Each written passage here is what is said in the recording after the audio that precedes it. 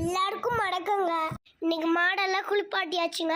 அப்பதான் பொங்கல் வைக்கிறதுக்கு எல்லாத்தையும் எடுத்துக்கிட்டாங்க. நானும் குளிச்சு புது ட்ரெஸ் போட்டுங்க. எங்க அம்மா கண்ணு பொங்கல் ஊற்றி வச்சிட்டு இருக்குதுங்க. நாங்கள் சாயங்காலம் தான் பொங்கல் வச்சுங்க.